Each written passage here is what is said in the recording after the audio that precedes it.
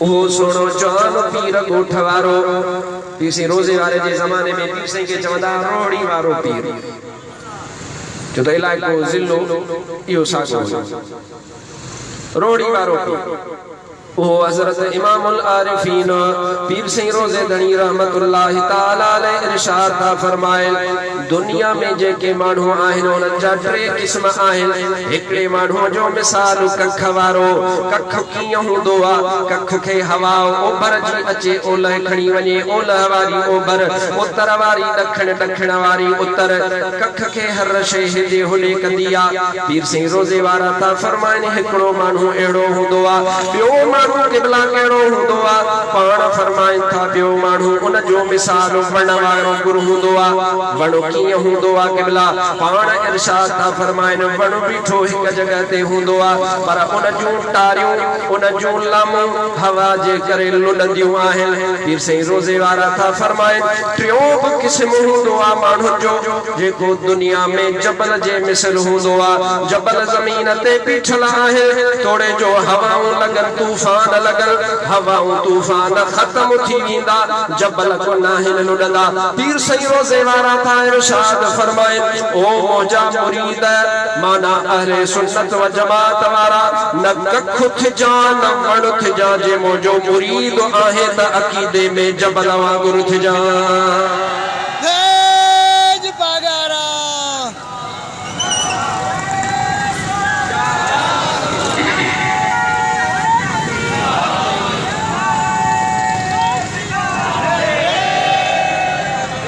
हाणे मूंखे ख़बर न आहे त तुंहिंजो हले कहिड़नि सां ताल्लुक़ आहे पर मूंखे पक आहे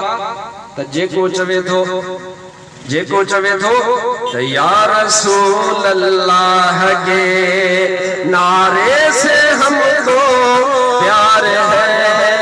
अरे जिसने ये नारा लगाया उसका बेड़ा पार है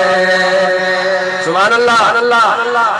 अबा या रसूल अल्लाह जे नारे सां जे माण्हू के प्यार आहे इंशाअल्लाह वो न कख आहे न वण आहे इंशाअल्लाह जबल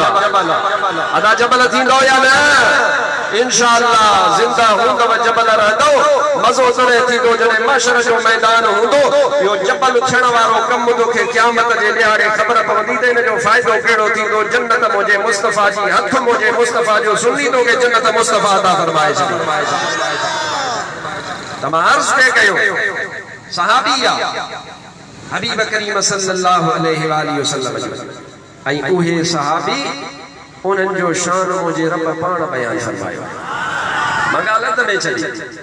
अल्लाह तबारक व तआला इरशाद फरमायो अबा जागो प्याले तक जी पियो जागो पिया तव्हां को विसरी ॻाल्हि मूंखां कोन विसरी आहे मां आयत अध में चली आहे पूरी अल्लाह तबारक व तआला इरशाद फरमायो अल्लज़ीना आमनू व हाजरू व जाहदू फी सबीलिल्लाहि बिअमवालिहिम व अनफुसिहिम अअज़मु दरजतन इंदल्लाहि व उलाइका हुमुल फाइज़ून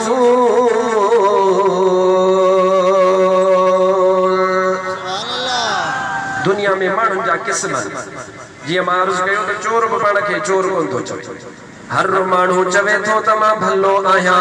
मुंहिंजो शान वॾो आहे मुंहिंजो मान वॾो आहे हर माण्हूअ जी परख कूड़ो आहे सचो आहे रब ॼाणे पर मुंहिंजो रब ज़ुल जलाल कूड़ नथो ॻाल्हाए सघे मुंहिंजो रब ज़ुल जलाल कूड़ खां पाक आहे रब ज़ुल जलाल उन मुंहिंजे मुस्तफ़ा करीम सल्लल्लाहु अलैहि वसल्लम जे शागिर्दनि सहाबनि जे बारे में उन्हनि जो शान रब पाण क़ुर्आन में बयान फरमाए छॾियो आहे छा फरमायो रब अल्लज़ीना आमनू मां इन ॻाल्हि ते अर्ज़ कंदो आहियां त दुनिया में अल्लाह सही हर माण्हू जो भाग उठाए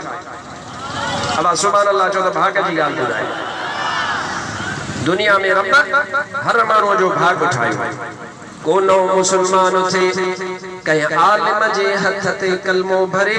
ऐं इस्लाम में दाखिल थे, या कहीं काजी साहब जे हथ ते कलमो भरे ऐं इस्लाम में दाखिल थे, या कहीं वली जे हथ ते कलमो भरे करे इस्लाम में दाखिल थे। पर कुर्बान वञा उन जमायत तां जिनखे कलमो भराइण वारी ज़ात खुद कलमे वारी मुहम्मद करीम सल्लल्लाहु अलैहि वसल्लम केॾो हुननि जो भाग वादा। फारसीअ जो शाइर आलिम आरिफ उहो नाहे जेको रुगो ठला शेर बयान कंदो आहे, उहो आहे जंहिंजो सीनो मुस्तफा जे सदके रब मदीनो बणाए छॾियो। वॾो आलिम वॾो आरिफ उन हिकिड़ो फारसी शेर चयो आहे, मुझे दिल ते तरी आयो आहे, मां तव्हांखे हुनजो तर्जुमो अर्ज़ कंदुसि। आलिम सगोरा त समझी वेंदा, पर तूं बि जेॾी महिल हुनजो तर्जुमो ॿुधंदे त तुंहिंजी दिलि इंशाअल्लाह ठरी पवंदी। आलिम थो फरमाए अल सबाजु मर्दुमा बकारोबार रवंद बला कशान मुहब्बत बकुए यार रवंद। तर्जुमो चाहे सोलो चवे तो रब्बुल जलाल दुनिया में हर माण्हूअ जो नसीबो हलकियो आहे, कंहिंजो कहिड़ो नसीबो आहे, कंहिंजो कहिड़ो नसीबो आहे। बनी बारे वारो सुबुह जो उथे त बनीअ जो मुंहुं ॾिसे, दुनियादार उथे त दुनिया जो मुंहुं ॾिसे, दुकानदार उथे त दुकान जो मुंहुं ॾिसे। हर माण्हू पंहिंजे भाग जे मुताबिक़ सुबुह जो उथंदो आहे त उन मुताबिक़ वञी करे उन शइ जो मुंहुं ॾिसंदो आहे। पर उहो आरिफ तो फरमाए भला उन जमायत जा जेका सुबुह जो उथंदी हुई त उथण सां वञी करे मदीने वारे साईं जो दीदार कंदी हुई। उन्हनि जी ॻाल्हि चए थो यार हिननि जे भाग सां कजो भाग लॻे ई कोन थो। उहो सहाबी आहे, उन अर्ज़ कयो आहे, सुवाल कयो आहे मुंहिंजे मुस्तफ़ा खां, मुस्तफ़ा हुनजो जवाब अता फरमायो आहे। ॻाल्हि विसरी वई आहे, यादि आहे न ॻाल्हि? सहाबीअ सुवाल कयो आहे, सुवाल चाहे ऐं सुवाल कंहिंखां कबो आहे जंहिंजी पक हुजे त जवाबु ॾेई सघंदो। हीअं आहे न, जेकॾहिं पक न आहे त जवाबु न ॾेई सघंदो त जवाबु उनखां सुवाल कंदो कोन कंदो। सुवाल कबो ई उन खां जंहिंजी पक हुजे त हे जवाबु ॾींदो। मुंहिंजे मुस्तफ़ा करीम जे सभिनीनि सहाबनि खे पक ई मुस्तफ़ा खां दुनिया त आखिरत जो भी सवाल कर त मुस्तफा उनजो जवाब अता फरमाए छॾे। पोइ इन जे करे त उहो सहाबी आहे, वहाबी कोन आहे। मुझे मुस्तफा जा सहाबी आहे, वहाबी कोन आहे जो नुक्ता चीनी कन, सोचीदा वर्तन त हबीब करीम के इल्म आहे ना है, जवाब दे सकता है या नहीं दे सकता। कसम है अल्लाह की ये तो दुनिया का मामला है। मेरे मुस्तफा से दुनिया में बैठे बैठे मुस्तफा ने बताया है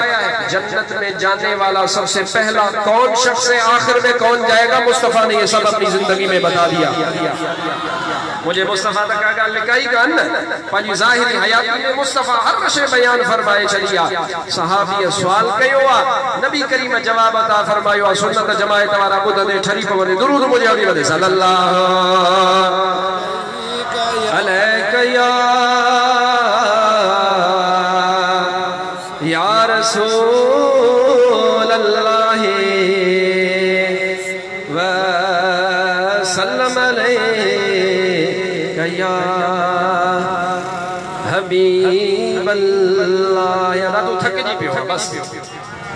मां हज़रत सुल्तानुल वाइज़ीन रहमतुल्लाह अलैहि जे विसाल खां वठी करे इब्तिदाई 3-4 ॾींहं छॾे करे मां ॾींहं राति सफ़र में आहियां, पर मां त कोन थो थकिजां। मुंहिंजे मुस्तफा जो नालो वठ त थक लही था वञे। तो तू छो थको आंदा? सलात पढ़ सल्लल्लाहु अलैहि या रसूल